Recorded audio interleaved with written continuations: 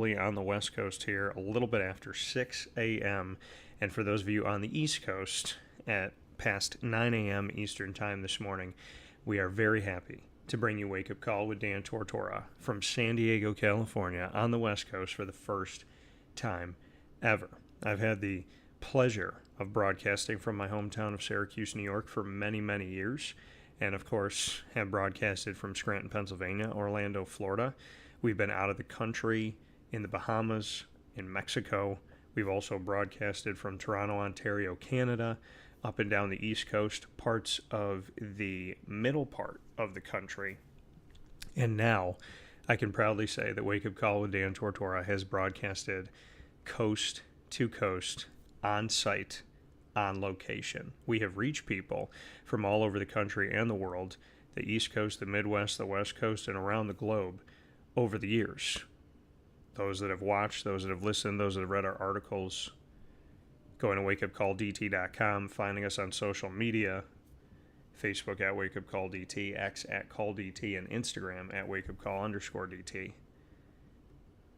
But this adds to all of those things, and even more gives me the opportunity to say that we have not only reached people coast to coast, north to south, but we've now broadcasted coast to coast. And I am so thankful to finally be here in San Diego. It's been a long time coming. I love that the Directv Holiday Bowl kind of has that. It's like a hat over me here, but this is a really cool moment, really cool opportunity for me to share some time with you on Wake Up Call with Dan Tortora. So for those of you on the East Coast, you're like, well, I'm seeing the show the way I normally do between 9 and 11 a.m. Eastern Time. And for me here on the West Coast, I'm seeing what it feels like to do these interviews with Darius Kelly and Jason Pulse, Syracuse alum, who have joined me from the West Coast and get up at 6 a.m. to do the show, 7 a.m. to do the show. So I want to thank them. I totally appreciated it over the years, and I continue to. And now I'm living your world, gentlemen. So happy to be here. Make sure you check out our special with the CEO of the Directv Holiday Bowl, Mark Neville, which aired last week and has now been re-aired as its own special. So it's on youtube.com and facebook.com, both /wakeupcalldt. It's a timeless special as we talk about the history of the bowl, the Directv Holiday Bowl. We speak on the history of Mark Neville coming up in the bowl and what he's done over the years and how he got connected with it. We speak on San Diego, California, as well as Snapdragon Stadium, the home of the San Diego State Aztecs, and the home of this Holiday Bowl game. We speak on Syracuse, we speak on Washington State, and get into a lot of different pieces, including the overall picture of bowl season, what's happening, what can happen, what we can do, how the transfer portal and opt-outs are affecting bowl season. A lot of great stuff there with Mark Neville, so don't miss a second of that. Definitely make sure you take a look at that broadcast and listen into that broadcast as well.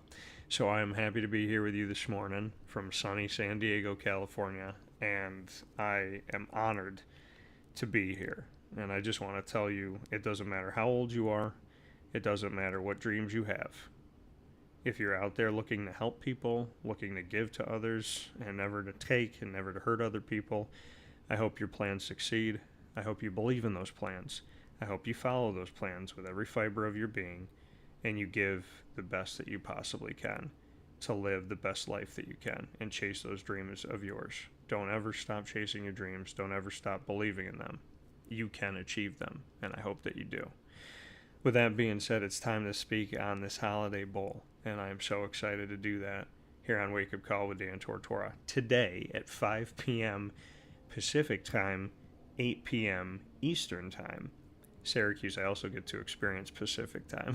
So Syracuse, which I did in Arizona, but even more so here, even farther on the other side of the country. So tonight at 5 p.m. Eastern Time, we have the opportunity, and at 5 p.m. Pacific Time, 8 p.m. Eastern Time, we have the opportunity to watch this Holiday Bowl game. And this is so awesome. Such an experience, such an opportunity. I hope you're going to be watching the game tonight. and appreciating the game. There's a bunch of games on television. I hope that you'll be watching this one and paying attention to this one and having some fun with it. Here on Wake Up Call with Dan Tortora, Syracuse is ranked 21 in the college football playoffs final polls, and Washington State unranked. Syracuse 9-3, Washington State 8-4. Coming in to this game, Washington State has lost over 20 of their players to the transfer portal. They also lost their head coach to the transfer portal, and in its own way. So that is different here. As on the other side for Syracuse went through this last year. So for those of you that are really frustrated and you're like, oh my goodness, I can't believe the bowl game last year with Syracuse, so let's not have a repeat of that. You have to remember that Syracuse went into that game with Dino Babers being let go. So Dino Babers and Syracuse parted ways. So he's not there. Some of the staff's not there. Some of the starting quarterback, Eric Schrader, was injured. His best weapon, Arande Gadsden, in the field, he was injured. And so he wasn't playing.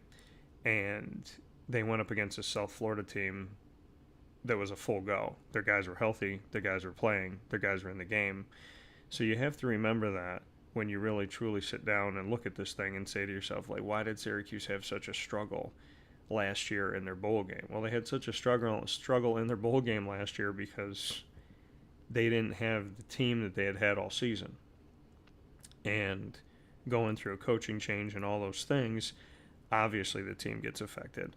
And unfortunately for Syracuse, it was something that affected them throughout their program, and they got blown out in that game. This time around, Syracuse did not have a single player opt out of playing in this game. That's what the coaching staff told me at the dart party.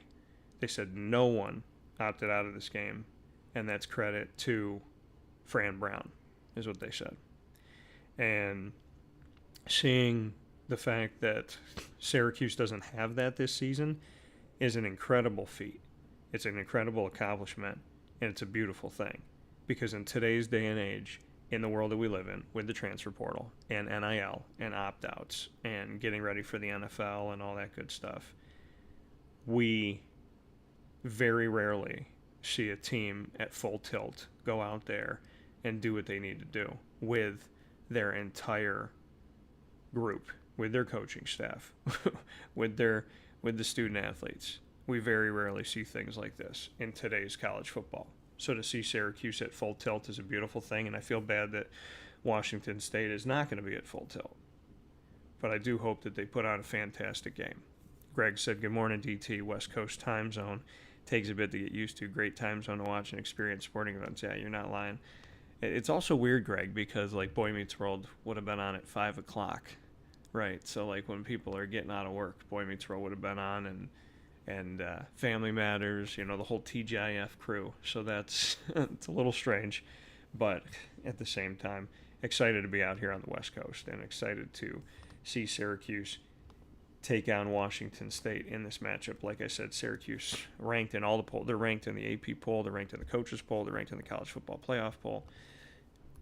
And Washington State is unranked. They have 4 losses. They are one of 2 teams in the current Pac-12, which is now the Pac-2, and it's going to have a new iteration.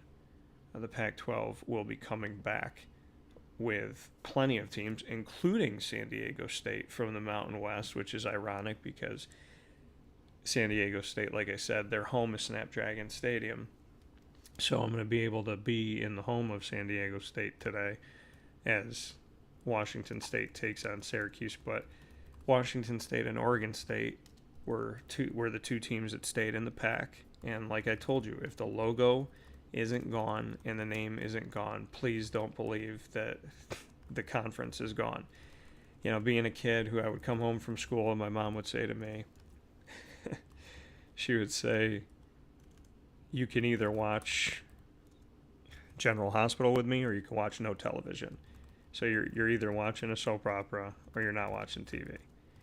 And so what I learned from watching those soap operas was that nobody truly, if you don't see someone die on screen, then they're not dead. And even if you see them die on screen, they might not necessarily be dead.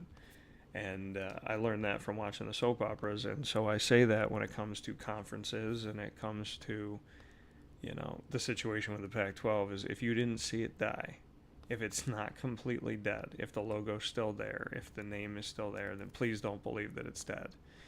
And that hung true. So I want to thank my mom for educating me on soap operas as a kid, which helped me as a broadcaster to understand that unless you truly see something die, it's not dead yet. And even if you think you saw it die, it still doesn't mean it's dead. So the Pac-12 with Oregon State and Washington State is not dead, taking a bunch of teams from the Mountain West to create the new iteration of the Pac-12 will be coming up in the not-too-distant future. And, of course, Syracuse is part of the ACC, has been part of the ACC for over a decade after being a Big East school. Them squaring off in this Holiday Bowl game, I want to look at the history of this bowl game and everything that is kind of leading into this pageantry. And they're doing a bunch of different things. They brought the student athletes to SeaWorld. They brought them to tour the USS Tripoli for the United States Naval Academy, connecting them to the history and to all of that. So there's a lot of great things coming up here. There's an event called the Parade Balloons are being staged. Well, the Parade Balloons are being staged for the parade. Now that is happening. The staging is happening now, and then the parade will happen today at 10 a.m. on the West Coast, 10 a.m. Pacific time, which will be 1 p.m. Eastern time. The Solar Turbine lot at the Harbor and Grape Street, there's going to be a parade that is going on today for the Directv Holiday Bowl. So they've done some different things, the parade being another thing that they're having, and that's going to be happening today. And when we look at the Holiday Bowl itself, there's also the Sky Show, and I was told to stay for the Sky Show. I was actually told that when I got to the San Diego airport last night. They said, definitely stay all the way through. They're like, some people used to just go to that stadium just to watch the Sky Show. So they said, definitely stay for the Sky Show afterwards, the fireworks. And the DirecTV Holiday Bowl, for those of you that don't know, which a lot of Syracuse fans that I talk to all the time every week throughout the year, they don't know about this game because Syracuse has not played in this game and, typically doesn't come over to the West Coast. But now with Cal and Stanford joining the ACC, Syracuse will be coming to the West Coast. They already have. This season they played UNLV at Allegiant Stadium, the home of the Las Vegas Raiders. And so they got to play on the West Coast against UNLV. They played on the West Coast against Cal, and now they're playing on the West Coast to end their season against Washington State. Syracuse is 2-0 on the West Coast. And as I've said in the past, when it comes to NFL teams, typically the NFL teams that go east to west struggle, and the West hosting teams win those games. Well, that hasn't been the case in the NFL this season or over the last couple of years. And in the case of Syracuse, when you look at college, Syracuse is an East Coast team that's come to the West Coast. I just made this trip, right?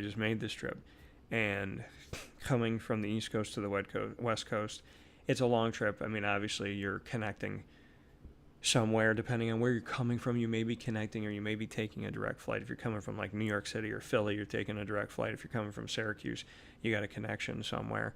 And that flight that you take, like in the case of me going through Philly, the flight that I took from Philly was over 5 hours. So, the flight to Philly is a little over an hour, and then the flight from Philly is over 5 hours. He actually got in a half an hour early. So I want to thank my pilot for that for sure. So it is a long flight to come across the country, thousands and thousands of miles. If you drove, I think it would be like over 40 hours in a car. So it's insane. But Syracuse, being an East Coast team, coming to the West Coast, is 2-0 this season under Fran Brown, and Fran Brown's first season as the head coach of Syracuse and first season as a head coach overall, coming over to Syracuse after being an assistant coach for the Georgia Bulldogs and being there for their 2 recent national championships. So Syracuse looking to be undefeated on the road still on the West Coast at 2-0. The game, again, is today at Snapdragon Stadium in San Diego, California. The total capacity of the stadium is 32,500. Kickoff time, 5 p.m. Pacific time, 8 p.m. Eastern time. And it's going to be on Fox, so you guys can get it. Radio is Sirius XM Channel 83. You'll be able to listen to this game. This is the 45th annual Directv Holiday Bowl, and the payout for this game, for those of you that say, why should you play in a bowl game if you're not in the college football playoff? Bowl games don't matter anymore. Da da da da da da. Well, do you know what the payout is for this game? For the Directv Holiday Bowl, the payout is $5.87 million. Not thousand, not $5.87. It's $5.87 million. The playing surface is natural grass as opposed to turf. And Washington State will be on the west sideline. Syracuse will be on the east sideline, which makes sense.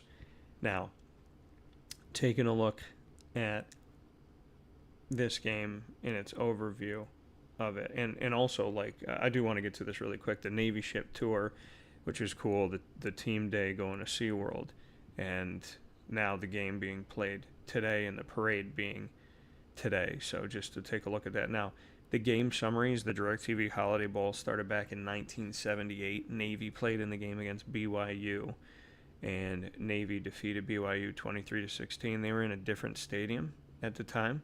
So the attendance for that game was 52,500. So the first time the Holiday Bowl ever was played, this bowl game had over 50,000 people at the game. The economic impact was $597,000. And you look at the numbers of the impact of what this game has meant to the community of San Diego, California, and the surrounding areas. That first game in 1978 was almost $600,000 of the economic impact. The combined payout was $437,290. The next year, the economic impact, when Indiana played BYU came back and BYU lost again. They lost 38-37 in 1979. The economic impact went from $597,000 to $959,077 in that. And the payout reached over $1 million for the combined payout in 1984 when BYU played Michigan and beat Michigan. It was over $1 million for the combined payout. The economic impact from that first season of 1978 to 1984, so you look over a span of 6 years, they went from a combined payout of under $500,000 to over $1 million, and the economic impact went from $597,000 to over $7.2 million in the community. Absolutely incredible in a 6-year period. So they say bowl games do nothing. That's absolutely not true. They do a lot of things, and I spoke with Mark Neville, the CEO of the Directv Holiday Bowl, about this, so I implore you to go back and watch that special as well. But by the way, BYU played in this thing like 1 million times. So BYU played in the first, the second, the third, the fourth. They won the third and the fourth, lost the first and the second. Then they played in the fifth, the sixth, the seventh. The first time, so BYU played in the Directv Holiday Bowl for the first 7 years of its existence, winning 4, losing 3. And the first year that they didn't play in is the year I was born, 1985. And Arkansas beat Arizona State 18-17. So they try to take West Coast teams. They've taken San Diego State. They've taken Wyoming. BYU came back again in 1989, 1990, and 1991. They lost all those games. Hawaii has been in here. Ohio State's played in this game. Michigan's played in this game, as well as Arizona, Nebraska. So just to give you a look at the economic impact, like I said, it was just shy of $600,000 in its first year of the Holiday Bowl in 1978. That in 6 years reached $7.2 million. By 1989, it had reached over $11 million. And in 1998, Arizona played Nebraska, won 23-20 in front of 65,354 people.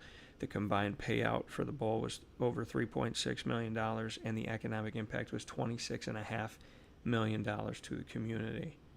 In the 21st century, Oregon has played Texas. Texas played Washington. Kansas State played Arizona State. Washington State played Texas. Washington State's got a lot of history in this bowl game. And most recently in 2023, USC played Louisville. And so again, at that time, the Pac-12 versus the ACC, USC won the game 42-28 in front of 35,317 fans. The combined payout was over $6.4 million, and the economic impact was just shy of $23 million. There was no games in 2020 or 2021 due to COVID. And looking at Washington State's history in this game, Washington State played its first Holiday Bowl in 2003. So it was in the 21st century. They won 28-20 over Texas in front of 61,000 plus. So Washington State won their first one that they were in, which was 2003. And then Washington State didn't come back until 2016. They lost that to Minnesota 17-12. Then they lost the following year to Michigan State 41-17. So they were 1-2 in the bowl game overall coming into this game. Now, in the Hall of Fame, when you look at the Directv Hall of Famers here, you got Major Applewhite, who I met when he was an offensive coordinator and the head coach at Houston. He played quarterback for Texas. The bowl year was 2001. He was inducted in 2011. Mac Brown, coach for Texas and North Carolina. He was in this bowl game in 2000, 2001, 2003, 2007, 2011, and 2022. And he was inducted in 2015. There's a bunch of names on here. Ty Detmer, Lavelle Edwards, Mike Gundy. It's absolutely... Marshawn Lynch, who played in the game in 2006 for Cal, was inducted in the Holiday Bowl's Hall of Fame in 2020. And then we look at Barry Sanders, Oklahoma State, played in 1988, inducted in 1999 to this. So I wonder if Kyle McCord's going to be on this list. And maybe Rondé Gadsden and some of these guys. Steve Young is on the list as well, played for BYU. He played in this game in 82 and 83, inducted in 1995. Now, as far as team appearances go, I'm giving you some history about the DirecTV Holiday Bowl. As far as the history goes for who's played in it, this is in alphabetical order. Arizona played in it twice. Arizona State played in it 4 times. Arkansas played in it once.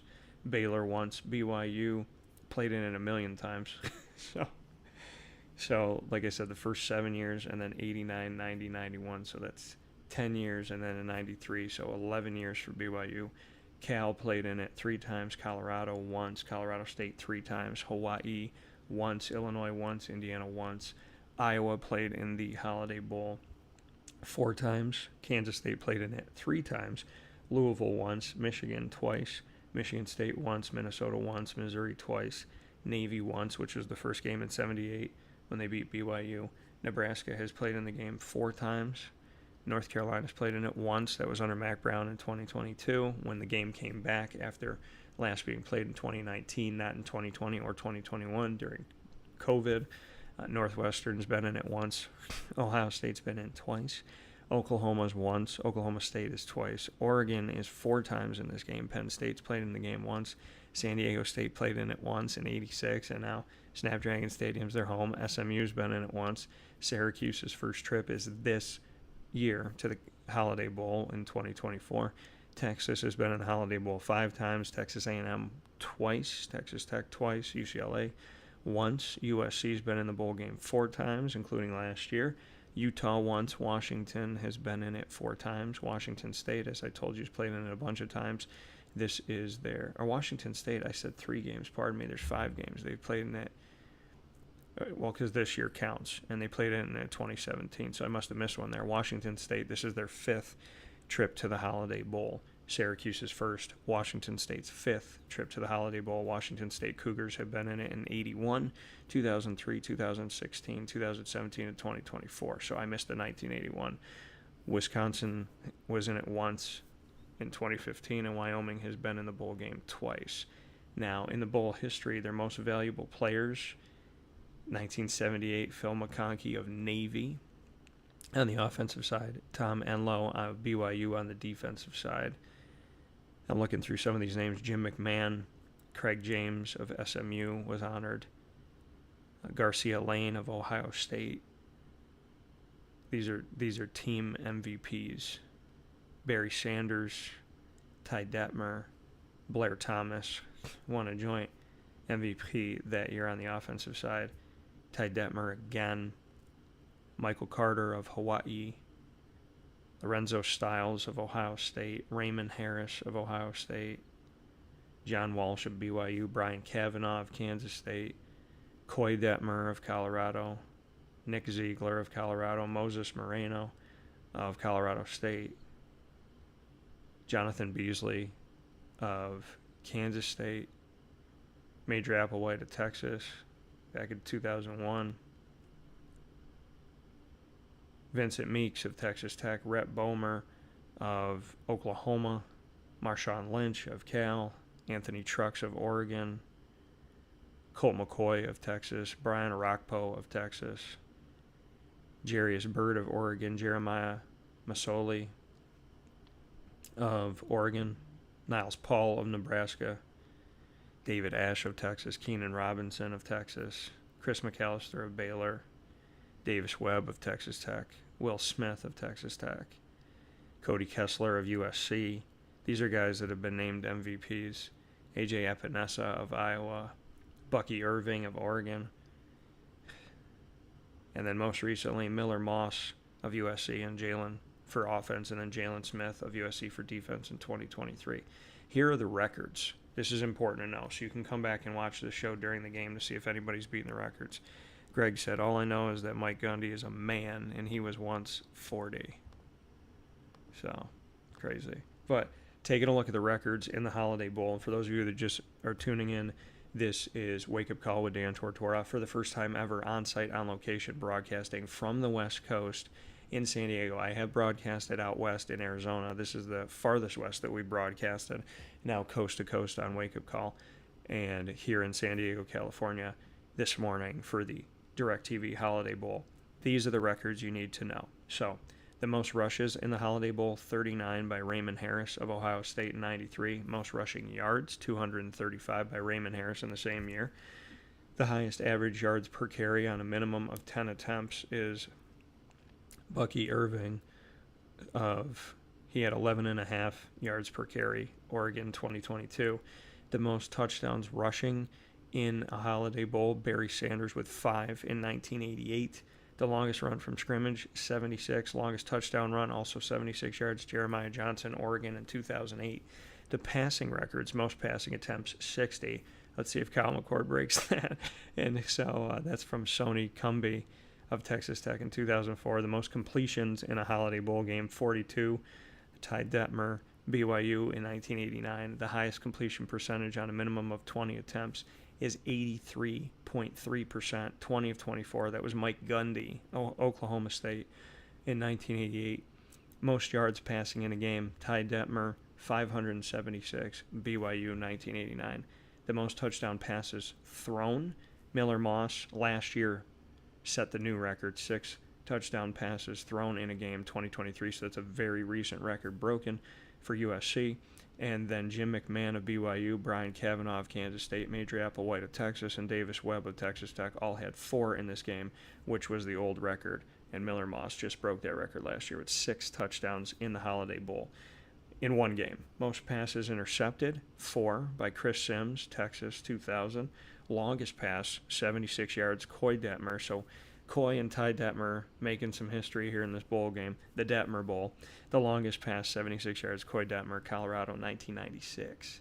Receiving-wise, the most receptions in a Holiday Bowl game, 13 by Dez Bryant, Oklahoma State, 2008. Most receiving yards, 168, Dez Bryant, same year, 2008.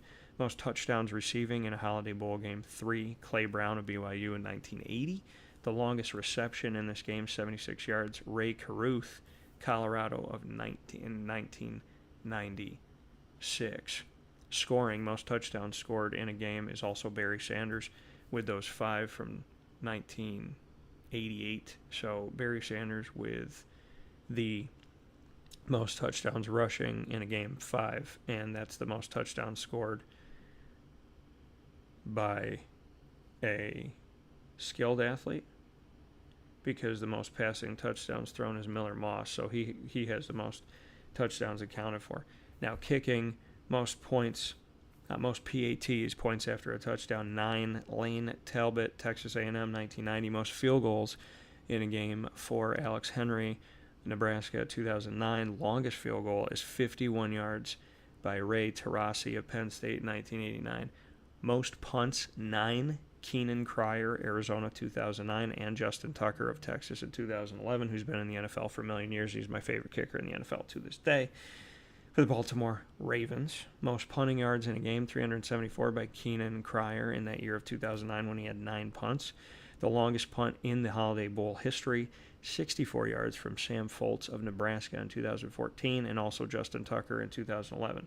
Highest average per punt on a minimum of 2 attempts is 50.5 yards from Dan LeBaum of Washington State.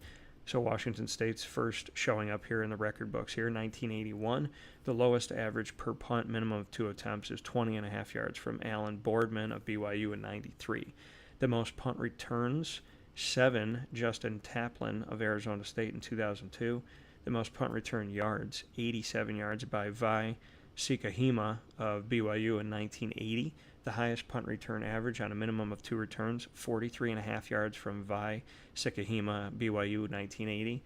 The longest punt return in the Holiday Bowl game is 85 yards from Darren Hall of Colorado State in 1997. And the most punts returned for a touchdown in this game. It's a tie of 4 players who have had 1 punt return for a touchdown in the Holiday Bowl. Tim Wilbur of Indiana in 79, Vi Sikahima of BYU in 80, Darren Hall of Colorado State in 97, and Reginald Davis of Texas Tech in 2013. Most kickoff returns, 8, Rudy Burgess, Arizona State in 2007. Most kickoff return yards, 201 in a game from Walter Thurman III of Oregon in 2008. The highest kickoff return average on a minimum of 3 returns is 43.3 yards from Adoree Jackson, USC in 2014, who also has the longest kickoff return in Holiday Bowl history with 98 yards on a kickoff from Adoree Jackson. Most kickoffs returned for a touchdown, 4 are tied for that.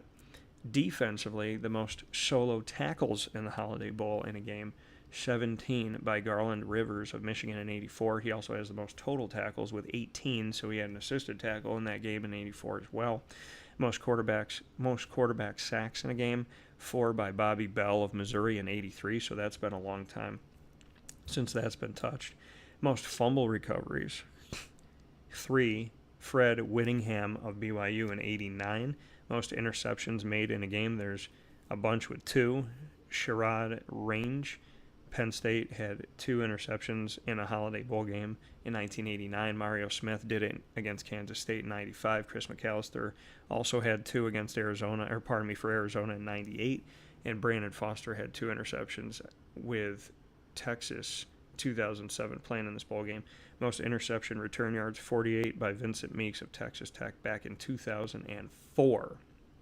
So those are the individual records for this bowl game going into the Holiday Bowl, giving you some history of this Holiday Bowl game that is in its 45th year after not having a bowl game in 2020 and 2021 due to COVID.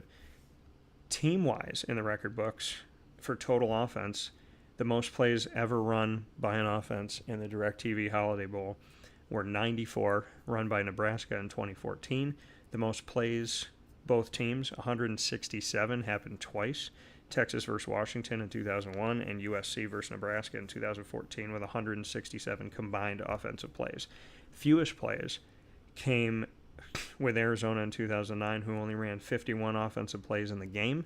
The fewest plays by both teams in a game, 114 from Iowa against BYU in 91.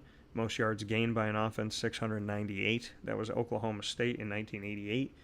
And most averages yards per play, 8.7, Oklahoma State in 1988. The most yards gained by both teams in a game, 1,115. Penn State against BYU in 1989. The fewest yards gained, 109, Arizona. Fewest yards gained by both teams, 450, California versus Texas in 2011. The highest third down efficiency in the Holiday Bowl is 81.8% when Oklahoma State went 9 of 11 in 88. The lowest third down efficiency is UCLA in 2012, 5.8% of the time they were getting a first down on third down. They were 1 for 17 in that game in 2012. Most rushes in a game came from SMU, 66 in 1980, and also 66 from Ohio State in 1982. Fewest rushes in the game, 18 by BYU in 82. Most rushing yards in a game, 393 from SMU in 1980, and 341 from Texas A&M in 1990. The highest rushing average, 7.7 yards a carry, Oregon 2008. Fewest rushing yards, -12 by BYU in 1990. The lowest rushing average, -0.6 yards a carry, BYU also in 1990. We can see why they lost some of those games. The most touchdowns rushing, there's a bunch of teams that had 6. Ohio State in 82, Oklahoma State in 88, and Texas in 2007 had 6 rushing touchdowns as a team. But the most rushing touchdowns in a game by a single player is still Barry Sanders out of Oklahoma State. Passing, the most attempts in the Holiday Bowl, passing, 60 from Texas Tech in 2004. Fewest attempts, 11 by SMU in 1980, who was running all over the place, as you just heard, so you understood that SMU back in the 80s here, running the ball more than they were passing, so that makes sense. Most completions in a game in the Holiday Bowl, 42 by BYU in 89. Fewest completions, 6. There's 5 teams tied for that. Highest completion percentage on a minimum of 10 attempts, 88.9% completion percentage, 16 of 18, Texas A&M back in 1990. Lowest completion percentage for an offense on a minimum of 10 attempts was 20%. Colorado State went 6 of 30 in 1995. Most attempts by both teams passing, 109 Texas versus Washington in 2001. Fewest attempts passing for both teams, 40 Nebraska versus Washington in 2010. Most completions for both teams, 64 combined, Texas versus Washington in 2001. Fewest completions, 16 by both teams, Texas versus Washington in 2010, which makes sense. The most attempts and the most completions and the fewest attempts and the fewest completions are connected. Right, that makes sense. Most yards gained, 576 BYU passing in 1989. Most yards gained passing by both teams, 791 when Penn State played BYU in 89. Fewest yards gained offensively, 46 from Arizona in 2009 passing. Fewest yards gained by both teams, 170. Nebraska versus Washington in 2010. And most touchdown passes in a game, 6 by USC in 2023. Scoring-wise, the most points that have ever been scored by a team in a game, 65, or for the Holiday Bowl, the most points scored by a team in Holiday Bowl history, 65 by Texas A&M in 1990. Most points scored by both teams, 91 between BYU and SMU in 80. The most points in a quarter by a team, 28 by Oklahoma State in 88. The most points scored in a quarter by both teams, 38, USC versus Nebraska in 2014. Most points and a half by one team, Oklahoma State had 45 and a half in 1988. Most points scored in a half by both teams, 64 points from Penn State and BYU in 1989. Most points for a winning team, 65 from Texas A&M in 90. Most points for a losing team, 45 for SMU in 1980. Fewest points scored in the Holiday Bowl, Arizona scored 0 in 2009. Fewest points scored by both teams, 26 points, Iowa versus BYU in 91. And Nebraska versus Washington in 2010. Largest margin of victory, 51 points, Texas A&M against BYU in 1990. Most touchdowns in a game, 9, Texas A&M 1990. Most touchdowns by both teams, 12, BYU SMU in 1980. Fewest touchdowns, Arizona with 0 in the year they scored 0 in 2009. And then fewest touchdowns by both teams in a game, 2 touchdowns, Minnesota and Washington State in 2016. The team with the most first downs in Holiday Bowl history, BYU has 35 in 1989. The fewest, Arizona had 6 in 2009. Most rushing first downs in a game, 18 for SMU in 1980 in the Holiday Bowl, 18 for Texas A&M in 90. Fewest rushing first downs, 2. 6 teams are tied for that. Most passing first downs in Holiday Bowl history, 27 for BYU in 89. Fewest passing first downs, 2 for Arizona in 2009. Most punts in Holiday Bowl history, USC had 9 in 2014. Arizona had 9 in 2009. Texas had 9 in 2011.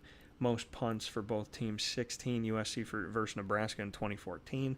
California versus Texas in 2011 also had 16 punts total by both teams. Most yards punting, by a team in a game. 374 for Arizona in the game where they scored 0 points, and that was in 2009. Fewest punts, Oklahoma State had 0 in 88. Fewest punts by both teams, 2, Penn State versus BYU in 89. Highest average punt, 47 yards per punt for San Diego State in 86. Lowest average, 20.5 for BYU in 93. Punt returns, most punt returns in a game, 7 for Arizona State in 2002. Fewest punt returns, 11 teams are tied with none. Most punt return yards, 98 for BYU in 80. Fewest punt return yards, BYU in 84 with -6. So they have the most punt return yards in a Holiday Bowl game and the fewest punt return yards in a span of 5 of those games from 80 to 84. The highest punt return average on a minimum of 3 attempts, BYU with 32.7 in 1980. Kickoff returns, most kickoff returns by a team in the Holiday Bowl history, 10 from Wyoming and 10 from Texas A&M. Wyoming in 88, Texas A&M in 1990. And then most kickoff return yards, 211 by USC in 2014. Highest kickoff return average, minimum of 2 attempts, 35.8 by Washington in 96. Fewest kickoff returns, 1 by Nebraska in 09, 1 by Baylor in 2012. Fewest kickoff return yards, 17 by Baylor in 2012. Lowest kickoff return average, 4.8 yards per kickoff return, Colorado 96. Defensively, the most sacks by one team in the Directv Holiday Bowl in a game, 7 by SMU in 80. And then Oklahoma State in 88 had 7. Washington State had 7 in 2003. So Washington State currently is tied for the record of most sacks in a Holiday Bowl game by one team. Most sacks by both teams, BYU, SMU with 9 in 1980. That must have been a heck of a game because they're a part of a ton of records in this Holiday Bowl record book here. Most interceptions by one team, Oregon had 4 in 2000. Both teams combined interceptions in a Holiday Bowl game, 4 teams are tied with 5.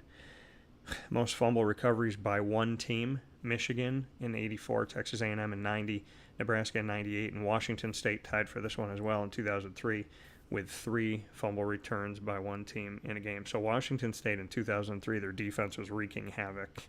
So 21 years ago, they had the most sacks with 7 in a Holiday Bowl game and tied for the most fumble recoveries with 3. So tied for both of those. Most fumble recoveries by both teams, 5, Arizona versus Nebraska in 98.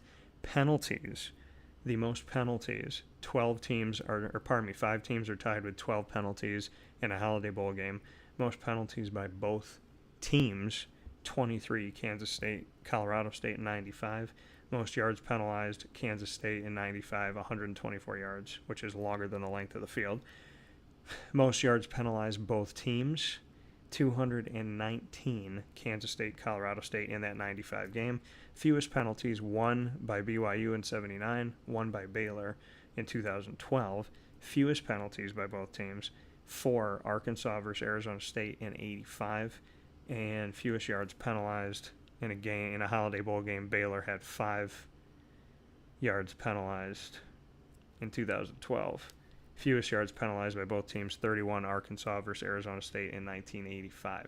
Coaching records, most appearances, 11 times for Lavelle Edwards of BYU. Most wins, 4 of Lavelle Edwards. Most losses, 6 Lavelle Edwards. The last tie for a Directv Holiday Bowl game was 1991, back when you could tie. BYU, Iowa had a final score of 13-13. So Lavelle Edwards has had the most appearances as a coach, the most wins and the most losses, and he has a tie. Game numbers, the largest attendance in the Holiday Bowl game, 65,416 when Oregon faced Oklahoma in 2005. The longest game, 4 hours and 17 minutes, Penn State BYU in 1989. The shortest game, 2 hours and 50 minutes with Navy and BYU in 78 in the first game. And the most total time of possession, 39 minutes and 19 seconds, which Texas had in 2003. So that is a look at the history of the Directv Holiday Bowl. For those of you that didn't know the history, and a lot of you didn't, a lot of these Syracuse fans did not know the history of it. Washington State's been in the thing 5 times, well, this being their 5th appearance. So being in this as many times as they have, their fans have experience with the Holiday Bowl. Syracuse fans are making history being in the Holiday Bowl for the first time ever this year.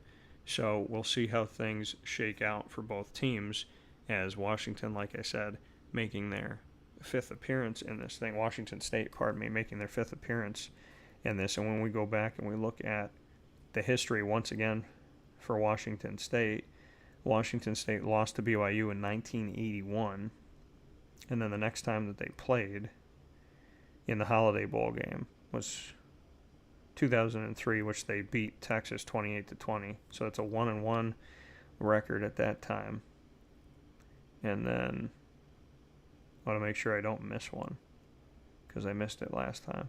And then they lost back-to-back to Minnesota and Michigan State in 2016 and 2017. So Washington State is 1-3 in the Holiday Bowl. So even though Washington State is playing a virtual home game on the West Coast, Washington State is only 1-3 in the Holiday Bowl. Syracuse is seeking their first win and have never played in the Holiday Bowl. So that's a little background, a little history on the upcoming game here in San Diego, California. But as I tell you, Wake Up Call is not just a show where we simply spew off statistics, which I just gave you a bunch of stats on the game, but we're not simply a show that simply does statistics. So to look at what's going on in this game overall, like I said, Syracuse is seeking their 10th win. Washington State is seeking their 9th win of the season. Washington State did not have a home this year with the dissolving of what we knew the Pac-12 to be, but the Pac-12 is still alive, the logo is still alive, the name is still alive, and Washington State and Oregon State created a connection, a schedule merging with the Mountain West. And the Mountain West was smart enough as a conference to put in a clause for no poaching, even though Washington State and Oregon State in the Pac-12 seemingly poached anyways. They went in to this scheduling agreement with the Mountain West and are now taking several teams from the Mountain West to be in the new iteration of the Pac-12.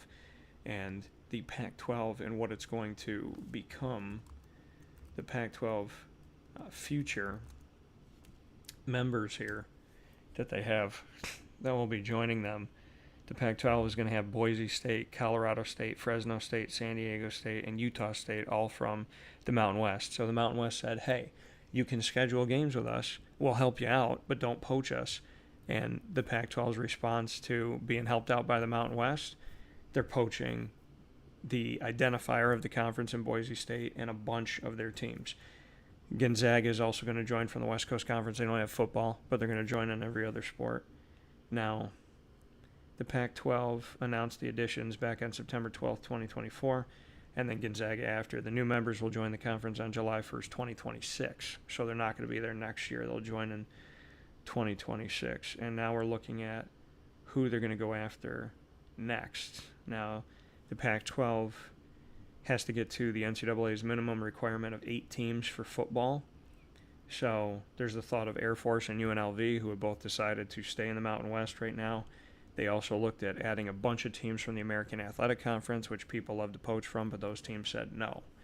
Now, the Pac-12 has a 2-year grace period to meet the minimum requirement by July 2026, and July 1st, 2026, they're going to have 7 as of right now. So they only have to add 1 more, and they're looking for a new media rights deal. When the last media rights deal opened up, that obviously created the commotion of USC and UCLA going to the Big Ten, and then Oregon and Washington following to the Big Ten, and then Utah, Arizona, and Arizona State, and Colorado going to the Big 12, and Colorado rejoining the Big 12 after being a founding member of the Big 12, leaving for the Pac-12 and going back to the Big 12. So we'll see who they're going to add here. They've looked at adding different schools, like I said, adding more schools from the Mountain West. So basically the Pac-12 had a scheduling connection to the Mountain West, and through that scheduling connection, apparently maybe that's what they needed, right? If we have a scheduling connection, then we can get into the rooms. We can talk with the ADs, we can talk with the coaches, we can talk with the presidents and the chancellors, and it's seemingly from the outside looking in, and I can't speak to it because I wasn't in the room, it looks like, from what we see, that the Pac-12 used their scheduling connection with the Mountain West to essentially absorb most of the Mountain West into the new Pac-12. So we'll see what happens here as they move forward. But Washington State and Oregon State currently are the only teams in the Pac-12. And Syracuse is, of course, one of many, for the first time ever, the ACC, with 17 schools in their football conference. They have 18 overall, but Notre Dame is not in the conference for football. They're in for everything else. So the ACC has 18 members, and 17 of them play football inside of the ACC, Syracuse being one of them. Beyond all the statistics, beyond this being a virtual connection of you to the record books of the Directv Holiday Bowl, I want to thank Rich Schloss. I want to thank Mark Neville. I'm excited to see the Red Coats. Mark spoke with me about the Red Coats, and so those that help to put on the Directv Holiday Bowl, those volunteers wear red coats. He told me that they're second to none. The experience is great. So I look forward to seeing that. As the sun has finally risen here on the West Coast in San Diego, California this morning. It was dark when I did the show. It was a dark, dark night when we started off the broadcast here. So a kid that comes from the state that has within it the city that never sleeps has now not been sleeping on the West Coast that many hours to do a show for you when it was still dark outside. So happy to be here for this game. Happy to be in San Diego. I want to shout out my buddy Donald, who I'll have the opportunity to spend time with. Donald has asked me to come out to San Diego for over a decade, and the last time we saw each other was at Marywood University. Now we get to see each other again. I'm looking forward to that, and looking forward to experiencing California. This is my first trip to California, my farthest out west, and the first time that Wake Up Call with Dan Tortora has broadcasted live from California. We've been on the West Coast in Arizona, like I said before, but now I can say we have been to the Bahamas, we have been to Canada, we have been to Mexico. We have now broadcasted coast to coast, and we broadcasted in cities from New York on the East Coast all the way down to Florida. We've also broadcasted in Texas and in different parts of the country from there. My listeners from all over the country and the world, thank you. My viewers, my readers, you can go to wakeupcalldt.com, read our articles. You can get the feeds to the show Monday through Friday from 9 a.m. to 11 a.m. Eastern Time right there on the homepage of wakeupcalldt.com. There's the YouTube feed that's blue. The YouTube feed is red. The Facebook feed is blue. And the Podbean internet streaming radio feed is on there as well. So you can check all of those out. You can see all of the wonderful businesses that we work with and the partnerships that we have. You can check out my sandwich that I have 7 days a week. Y'all need to be getting that sandwich. My Syracuse people that stayed in Syracuse are going to watch the game on Fox tonight. Head out to Mother's Cupboard, get my sandwich, the Cuse Mac Mother. Celebrate game day for the Holiday Bowl with a Cuse Mac Mother or two. Go out to Mother's Cupboard today for my bacon, egg, and cheese inside of 2 pieces of French toast. Cut it up and have it with syrup. Pick it up and eat it like a sandwich. And you can get that at Mother's Cupboard exclusively 7 days a week on 3709 James Street in Syracuse, New York. You can also get my Sunday 7 days a week. Don't let the cold weather fool you. The DT Dolphin, with a connection to the Lemoyne Dolphins down the road from Carvel DeWitt, is at 4322 East Genesee Street in DeWitt, New York. Carvel right down the road from Lemoyne. And the owner is a Lemoyne grad in Jay Cartini. You can get the DT Dolphin today as well.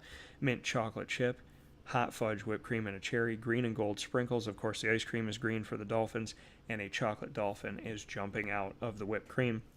And I believe that this is the only Carvel in America that has a chocolate dolphin in a sundae, because Jay had to go and find a cast to make chocolate dolphins because they didn't have that. They have different shapes and different things that they put into their sundaes, but they've never had a dolphin before. They literally did it for the Sunday, for the DT Dolphin specifically. So if you're in my hometown, go and get those today. If you're out here in San Diego, tell me what to get.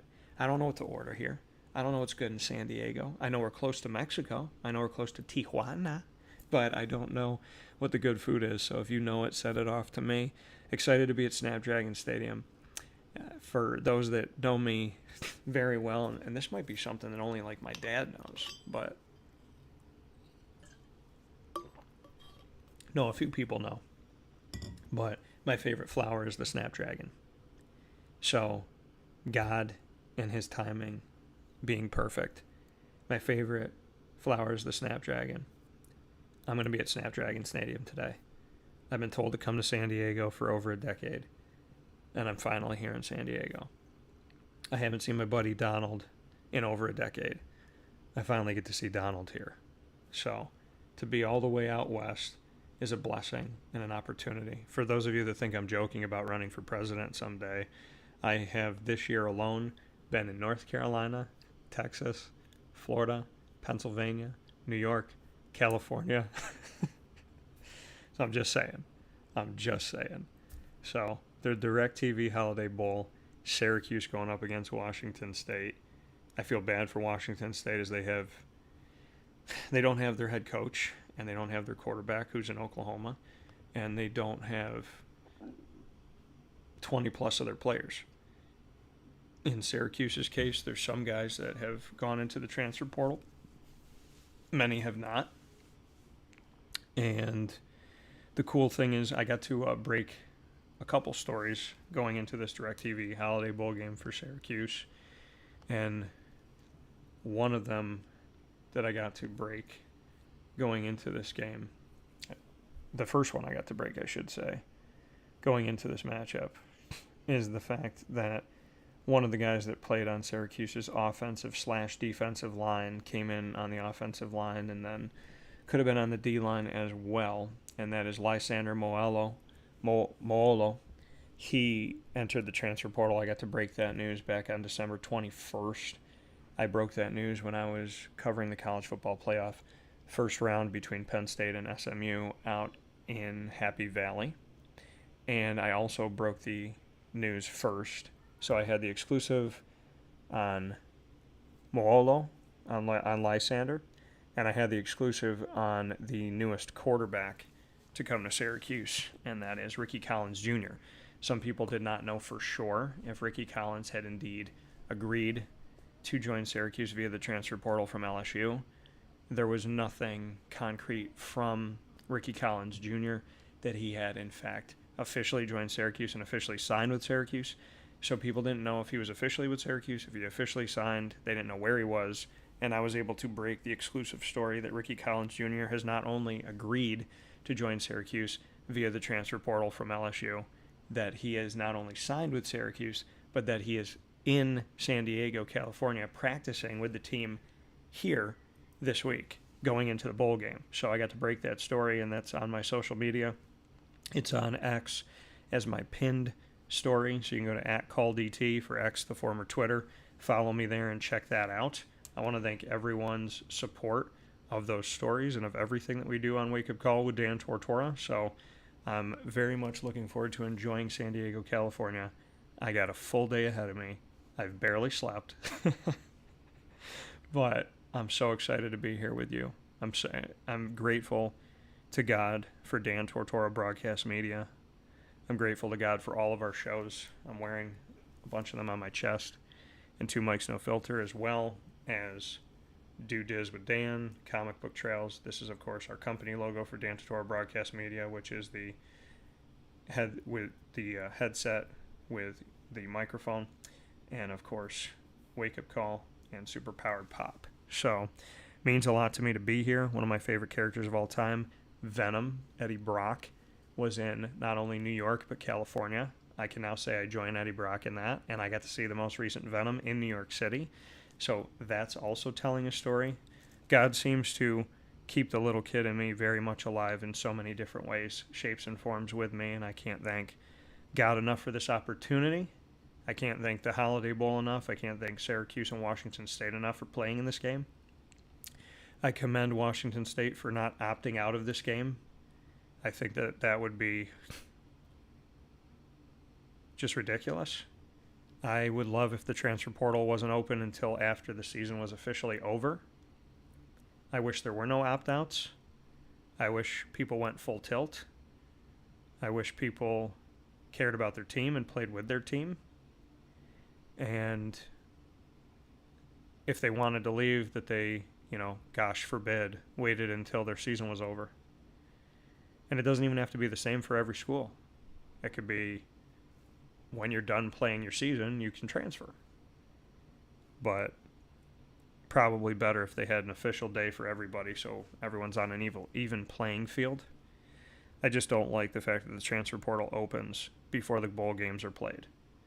And it's not just those, for those of you that think, well, Dan, bowl games don't matter outside of the college football playoff. I've spoken with coaches that have told me, I spoke with a coach that told me this season that while he was preparing for the college football playoff game that he was going into, there were schools calling his players while he was preparing for the college football playoff, which should be tampering, should be illegal, should be wrong. But with the transfer portal having really no parameters, bowl games are suffering. And that's not just the bowl games that aren't in the college football playoff. And money was never supposed to be linked to the portal. Portal and NIL were supposed to be separate. You go into the portal, you choose a school for everything but what they can offer you monetarily. You choose it for hopefully the right reasons, God forbid, education, and being with the right coach and the right team and the right program, and thinking that maybe it can help you get to the NFL and get a good degree and have a great job, whether or not you play in the NFL or whatever league. But NIL, and I don't know the people that didn't see this coming, I don't know how, NIL and the transfer portal have been used together. They were never supposed to be used together. But now, coaches, staff, can call you up, apparently whenever the heck they want to, and they can call you up and say, if you go in the portal, I'll give you $100,000. If you go in the portal, I'll give you $200,000. So, I mean, the whole using NIL to get people to transfer, to make them do it for the money, not for the coaching, not for the experience, not for the education, not for the team atmosphere, not for the culture. It's killing collegiate athletics. So NIL, if NIL is used to coerce a person into the portal, that school needs to be suspended in some way, shape, or form. They need to be docked pay in some way, shape, or form, and they need to face a punishment as an institution. On top of that, the transfer portal should not open until the season ends. And this season ends on January 20th, 2025. So if you want to do it on January 21st that the portal opens, fine. But the portal need not open before the season is over. And name, image, and likeness need not be used essentially to buy players into the portal and then pull them from the portal. And any coach and any staff that is calling a team's players while they are still on the team needs to be suspended, needs to be docked pay, and the institution needs to suffer a punishment. Until you slap the hand that puts itself in the cookie jar, it's going to keep doing it. A parent that tells their kid, don't put your hand in the cookie jar. Don't put your hand in the cookie jar. I told you don't put your hand in the cookie jar. And as they're saying it, the hand's going deeper and deeper in the cookie jar, and now the kid's picking the cookie out, and the kid's looking right at your face, eye to eye, while they're eating the cookie. Without punishment, telling someone not to put their hand in the cookie jar is never going to stop somebody from eating the cookie. That's reality. So we need to fix it because it's affecting education. It's affecting these kids knowing anything about reality. Money being the root of all evil, something to pay attention to. And killing the team aspect. College is when you're supposed to learn about the real world before officially going into the real world. It's a taste of the real world. Well, what NIL and the transfer portal are doing without the parameters right now is not giving you a taste of the real world. It's giving you a taste of hell. It's giving you a taste of individualism, selfishness. It's giving you a taste of things that are very ignorant to how life actually is. And it's killing morals and values. So I hope it changes for the betterment of everybody. And above all things, for the growth that a student is supposed to get when they're in school. Without college, I would not be the person I am today. And I don't think anybody should skip college. I think it should be affordable to everyone. That's an institutional thing we could talk about on another day.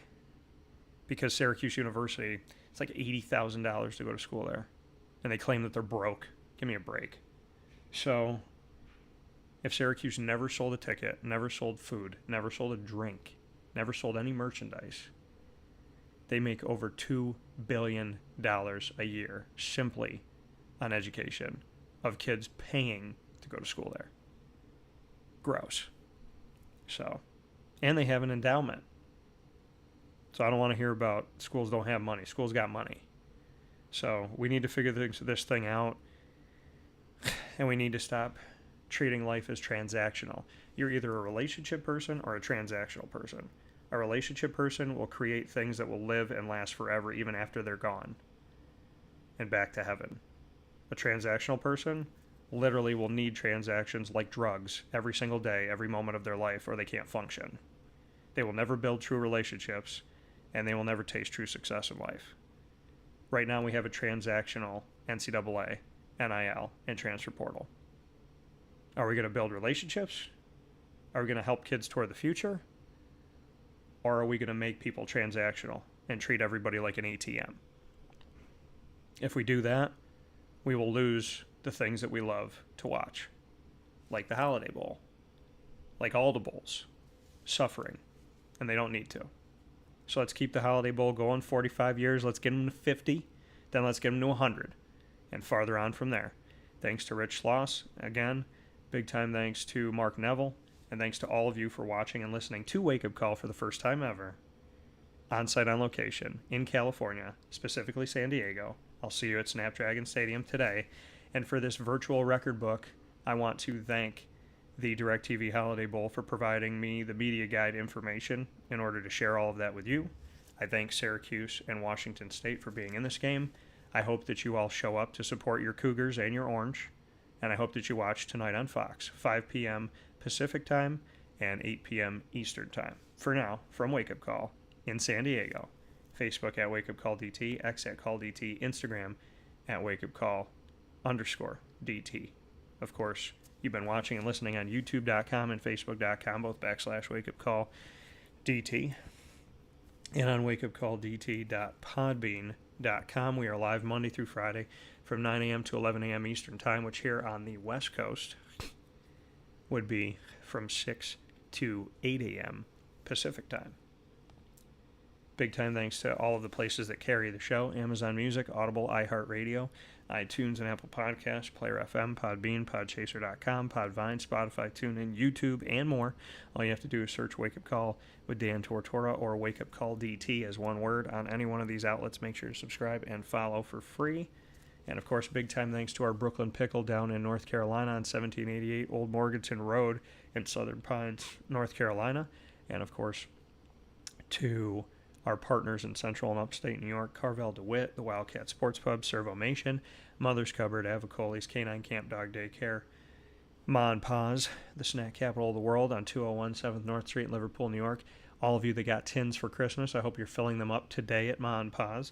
GG Cards and Breaks, our trading card and sports card shop of choice. Chick-fil-A Cicero, Great Lakes Honda City, Pizza Man, Canine Campground Dog Boarding, and Brian's Landing. Of course, we are the exclusive multimedia marketing partner of your Lemoyne College Dolphins, Bryan and Stratton College Bobcats of Syracuse, and the Binghamton University Bearcats. You can find the Dolphins every Wednesday at 9 a.m. Eastern Time for Dolphin Time. You can find the Bearcats every Tuesday at 10 a.m. Eastern Time for Bearcat Time. And you can find the Bobcats of Bryan and Stratton College of Syracuse every single month here on Wake Up Call, including our most recent special this week on Christmas Eve with Alex Gregorita of the women's soccer team, their head coach for Bryan and Stratton College of Syracuse, who has helped lead the team to 4 straight appearances in the national title game and has won a national championship here in the last few years in 2021.